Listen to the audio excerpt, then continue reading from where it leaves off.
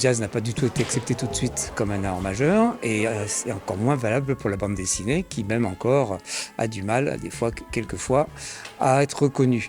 Or les deux, le mariage entre les deux, ben, c'est naturellement fait. En fait, tout au long de l'histoire de la bande dessinée et du jazz. Et il y a eu des échanges entre les deux. L'un a eu ses pochettes de vinyle illustrées par des auteurs de bande dessinée et l'autre a reproduit dans ses cases des différentes scènes qui ont une allure de jazz. Alors bien sûr, on tombait souvent dans des stéréotypes, dans les boîtes de jazz, l'alcoolisme, les endroits enfumés, les prostituées, la drogue évidemment. Tout ça était un peu lié à la musique jazz.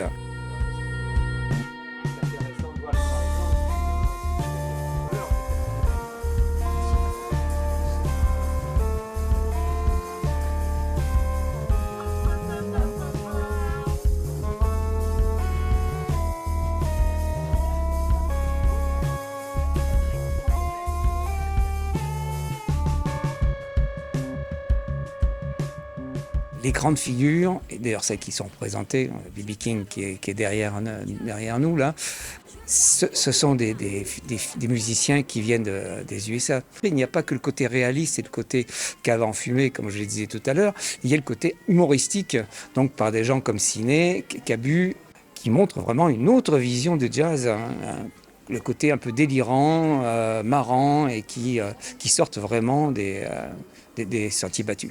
Ça se ressent même dans les traits de certains dessinateurs. Je pense à un dessinateur comme Louis Joss, c'est lui qui a fait la grande bâche avec Charlie Mingus. On sent une essence, quelque chose de différent. On sent qu'ils sont à l'aise et qu'ils ont dû écouter beaucoup de jazz avant de se mettre au dessin.